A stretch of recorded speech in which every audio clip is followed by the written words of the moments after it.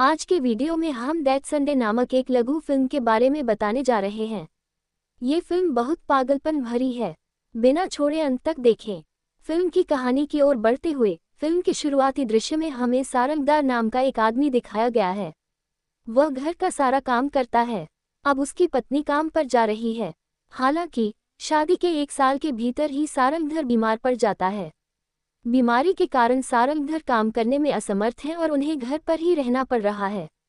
तब से उनकी पत्नी यमुना को काम करके परिवार का भरण पोषण करना पड़ रहा है। कुछ ही दिनों में उन दोनों को एक बेटा पैदा होगा। अपने बेटे के जन्म के बाद भी सारंगधर को घर पर ही रहने को मजबूर होना पड़ता है। लेकिन अब उनकी शादी को 15 साल हो चुके हैं। उसका बेटा 12 साल का है। अभी भी सारंगधर की तबीयत ठीक नहीं है, इसलिए सारंगधर अभी भी घर पर ही रहता है। सारंगधर को अपनी पत्नी की कठिनाइयों को देखकर हमेशा दुख होता है। उसे कुछ काम खुद ही करना पड़ता है, इसलिए वह दिन अपने घर की सफाई करता है और सारे काम करता है। लेकिन हमेशा की तरह सारंगधर की पत्नी के ऑफिस जाने के बाद सारंगधर ही घर का सारा काम करता है। इसके अलावा जब सारंगदार रसोई घर की सफाई कर रहा था तो उसने रसोई घर की चिमनी में कागज का एक टुकड़ा देखा। यदि आप ये देखने के लिए प्रकाश की सहायता से उसमें देखेंगे कि यह क्या है, तो आपको वहां एक कागज का टुकड़ा चिपका हुआ दिखाई देगा। सारंगधर अपना हाथ अंदर डालकर कागज का टुकड़ा बाहर निकालता है, लेकिन वास्तव में ये कागज का टुकड़ा नहीं है। उस कागज के अंदर कुछ है। यदि आप सारंगहार खोलेंगे तो आपको अंदर एक पेन ड्राइव दिखाई देगी। सारंगदार को सचमुच कुछ समझ में नहीं आता। कागज में लिपटा ये पेन ड्राइव रसोई घर में किसने रखा? उन्होंने कहा कि इस पेपर को देखने पर ऐसा लग रहा था कि यह बहुत पुराना पेपर है, और उन्होंने पेन ड्राइव को टीवी से कनेक्ट कर दिया और यदि टीवी में कोई वीडियो था तो उसे चला दिया। यदि वह वीडियो चलता रहेगा तो सारंगधर की ऊर्जा समाप्त हो जाएगी। वह कुछ भी नहीं समझता।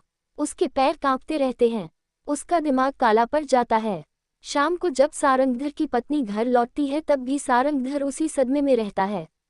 यदि सारंगधर को ठीक से बैठने में बहुत परेशानी हो रही है और वह बहुत कष्ट में है, तो यमुना सोच रही होगी कि क्या उसके पति का स्वास्थ्य ठीक नहीं है। वह बस टीवी को ऐसे देखती रहती है जैसे वह अचंभित हो गई हो। तभी यमराज को समझ में आएगा। यमुना भी चिंतित है। उसे आश्चर्य हो रहा है कि क्या मेरे पति को वह पेन ड्राइव मिल गई है जिसे मैंने बिना किसी को बताए छुपा दिया था। जब सारंगधर पूछते हैं कि वीडियो किस बारे में है तो यमुना अचानक रोने लगती है। वह भी रोने लगती है और वीडियो में जो कुछ हुआ उसके बारे में उसे बताने लगती है। ये घटना तमकी बाबू के जन्म के 2 वर्ष बाद घटित हुई। उसने वह सब कुछ किया जो उसके बॉस ने उसे करने को कहा था ताकि वह अपनी नौकरी न खो दे, क्योंकि घर की सारी जिम्मेदारी उसी पर थी। वह ओवरटाइम काम कर रही थी। लेकिन एक दिन बसु ने इसे एक अवसर के रूप में लिया और मुझे फ़ोन करके बताया कि उसे रविवार को भी काम है। यमुना को अपने बॉस की बात माननी पड़ती है, इसलिए वह अब नहीं कह सकती। यमुना जब अपने बॉस के पास जाती है तो उसका बॉस यमुना बनकर उसकी हरकतों का वीडियो भी बना लेता है। हालांकि जब उसका बॉस रिकॉर्ड किए गए वीडियो को पेन ड्राइव में छिपा देता है तो यमुना किसी तरह पेन ड्राइव चुरा लेती है। सबसे पहले वह पेन ड्राइव को पुलिस के पास ले जाने और बॉस के खिलाफ शिकायत दर्ज कराने की योजना बना रही है। लेकिन अगर वह शिकायत दर्ज कराता है तो उसे कार्यालय में अपनी नौकरी से हाथ धोना पड़ेगा। उसके बाद से मामले और अदालतें बुलानी पड़ेंगी। दूसरी ओर वह अपने पति और बेटे के प्रति भी जिम्मेदार है। यदि आप ध्यान से सोचें तो मुकदमा दायर करने से यम को अधिक नुकसान होगा। वित्तीय परिणामों के बारे में सोचते हुए वह अपने पास मौजूद वीडियो से अपने बॉस को धमकाती है, कुछ पैसे लेती है, नौकरी छोड़ देती है और दूसरी कंपनी में नौकरी कर लेती है। वह वीडियो को एक पेन ड्राइव में भरकर चिमनी में सावधानीपूर्वक छिपा देती है, ये सोचकर कि किसी दिन उसे इसकी जरूरत पड़ेगी। एक ओर सारंगधर अपनी पत्नी के साथ हुई सारी घटना सुनकर हताश होकर रो रहा है। ये कहकर यमुना अपने पति को सांत्वना देती है। ठीक यहीं पर फिल्म में एक ट्विस्ट का खुलासा होता है। अब तक यमुना द्वारा बताई गई कहानी का केवल एक हिस्सा ही सच है।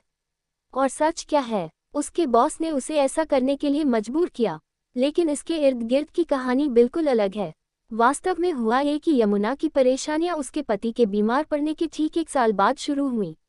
उसे काम करना पड़ता था क्योंकि उसका पति घर तक ही सीमित रहता था। लेकिन यमुना के ससुराल वाले, उसके माता पिता और सभी रिश्तेदार हमेशा इस बात को लेकर चिंतित रहते हैं कि उनके और बच्चे कब होंगे। लेकिन यमुना को क्या संदेह है? क्या ऐसी संभावना है कि उसके पति की बीमारी का असर उसके बच्चों पर भी पड़ सकता है? यानी 99% लोग बीमार नहीं होंगे, लेकिन यमुना का मानना है कि ऐसा होने की संभावना 1% है। मुझे अपने पति की देखभाल करने के लिए बहुत मेहनत करनी पड़ती है। इसके अलावा अगर कल पैदा होने वाले बच्चों को भी यह बीमारी हो गई तो मेरा काम खत्म हो जाएगा। आर्थिक रूप से हमारी स्थिति बहुत अच्छी नहीं है। भावनात्मक रूप से भी मैं ये दर्द सहन नहीं कर सकता। यह एक छोटी सी योजना है। वह निर्णय लेती है कि वह अपने पति से बच्चे पैदा नहीं करेगी। इस उद्देश्य के लिए उसने अपने ऑफिस बॉस को चुना। बॉस कितना भी अच्छा क्यों ना हो, बॉस आइटम किंग भी होता है। वह यमुना पर उस दिन से नज़र रख रहे हैं जिस दिन से वह कार्यालय में आई है। वह उसे खरोंचने की बहुत कोशिश करता है। अधिकतर मामलों में आप मुझसे एक बार ही वादा करते हैं, मैं तुम्हारा जीवन तय कर दूंगा। वह ऐसा कहता है, लेकिन यमुना उन प्रस्तावों को नज़रअंदाज कर देती है और अपना काम जारी रखती है। लेकिन जब यमुना को लगता है कि वह गर्भवती हो सकती है, तो वह अपने बॉस को नज़रअंदाज करना शुरू कर देती है। वह अपने बॉस से एक अप्रत्याशित सौदे के बारे में बात करती है। यमुना अपने बॉस से कहती है, मैं तुम्हारे साथ संबंध बनाऊंगी। वह भी तब तक जब तक मैं गर्भवती नहीं हो जाती, लेकिन उससे पहले तुम्हें मेरे लिए कुछ करना होगा। इसका मतलब यह है कि आपको मुझे सेक्स के लिए मजबूर करने का वीडियो रिकॉर्ड करना होगा और वह वीडियो मुझे देना होगा। ये सुनकर बॉस को कुछ समझ नहीं आया। वह कहता है, यह आदमी किस बारे में बात कर रहा है? वह वीडियो क्यों? तब यमुना कहती है, अगर आपने कल सुबह हमारे बीच हुए संबंध को रोककर मुझे ब्लैकमेल करने की कोशिश की, अगर आपने हमारे बीच हुई बात के बारे में किसी को बताया, अगर आपने कहा कि भविष्य में आप मेरे बच्चे के पिता हैं, अगर आपने इनमें से कुछ भी नहीं किया, अगर आपने मुझे कोई अन्य समस्या दी, तो मैं इस वीडियो का इस्तेमाल आपके खिलाफ करूंगी। इससे आपको वह पाने में मदद मिलेगी जो आप चाहते हैं। वह कहती हैं, भविष्य में भी मुझे कोई समस्या नहीं होगी। यमुना की सारी योजनाएं सुनकर बॉस मानसिक रूप से परेशान हो जाता है। वह कहता है, मेरा बेटा, बाबू, और नहीं नहीं कहकर वहां से चला जाता है। लेकिन यमुना को अपने बॉस के बारे में पता है। यमुना किसी तरह अपने बॉस को ऐसा करने के लिए मना लेती है। कुछ दिनों के बाद उसका बॉस भी सहमत हो जाता है। वह अपने बॉस यमुना के कहने पर वीडियो रिकॉर्ड करता है। तब से यमुना का अपने बॉस के साथ संबंध तब तक रहा जब तक वह गर्भवती नहीं हो गई, और जब वह गर्भवती हो गई तो उसने अपने बॉस को बाय बाय कह दिया और सारा पैसा अपने पति के खाते में डाल दिया। इसके बाद यमुना अपने बॉस की नौकरी छोड़ देती है और दूसरी कंपनी में नौकरी कर लेती है। उसने वीडियो को सावधानीपूर्वक छिपा दिया ताकि कोई उसे न देख सके। लेकिन इतने सालों के बाद उसके पति को वह पेन ड्राइव मिल जाती है। यमुना भी अपने पति को वही कहानी सुनाती है जो वह तब सुनाना चाहती थी जब उसका बॉस उसका पीछा कर रहा था। एक और यमुना ने जो कहानी बताई वह वीडियो में बताई गई कहानी से इतनी मेल खाती थी कि सारंगधर को अपनी पत्नी की बात पर विश्वास हो गया। इसी प्रकार यमुना ने भी एक मास्टर प्लान तैयार किया और स्थिति को बदल दिया जिससे उसे हर तरह से लाभ हुआ। यमुना के लिए इस मास्टर प्लान पर अपनी राय हमें कमेंट सेक्शन में बताएं। इसके अलावा यदि आपने अब तक ये वीडियो देखा है और आपको मेरा स्पष्टीकरण पसंद आया है, तो कृपया इस वीडियो को लाइक करें, हमारे चैनल की सदस्यता लें और हमारे चैनल पर अन्य वीडियो देखने का आनंद लें।